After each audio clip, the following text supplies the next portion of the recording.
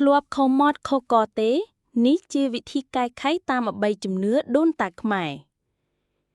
ចំពោះអ្នកណាដែលមានអារម្មណ៍ថាខ្លួនគ្មានសំណានអាប់រិស័យធ្វើអ្វីហាក់ជាប់គាំងមិនទៅមុខតទេសោះសាកពិនិត្យមើល3ចំណុចខាងក្រោមហើយកែខៃតាមការណែនាំដួចតទៅ 1. ធ្លាប់ប្រមាថឬបង្កាច់បង្ខូចអ្នកដទៃក្នុងចំណុចនេះបើយើងធ្លាប់ធ្វើខុសមិនថាជាចេតនាឬគ្មានចេតនា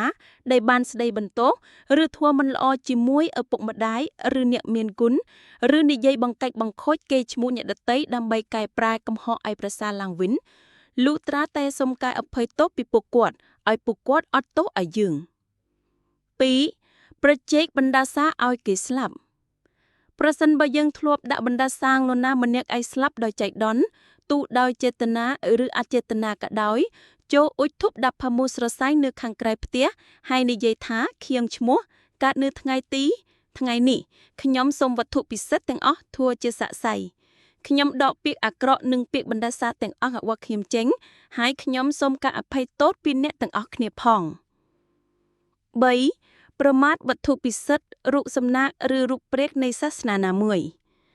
បើធ្លាប់ប្រមាថវត្ថុពិសិដ្ឋតែកន្លែងណាមួយបន្តែមិនបានចាំទីតាំងចូលអ៊ុជធូបដាក់6ស្រសៃហើយបួងសួងថាវត្ថុពិសិដ្ឋទាំងឡាយដែលខ្ញុំបានបន្ទាបបង្អាប់និងមើលងាទាំងចាំទាំងមិនបានចាំ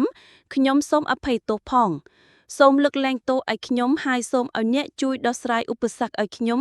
នៅជីវិតប្រសើរជាងមុនចាប់ពីពេលនេះទៅខ្ញុំនឹងធ្វើបុណ្យដោយចិត្តបរិសុទ្ធទាំងនេះជាជំនឿដែលនៅតែពូកែស័ក្តិសិទ្ធិចំពោះអ្នកខុសមាត់ខុសក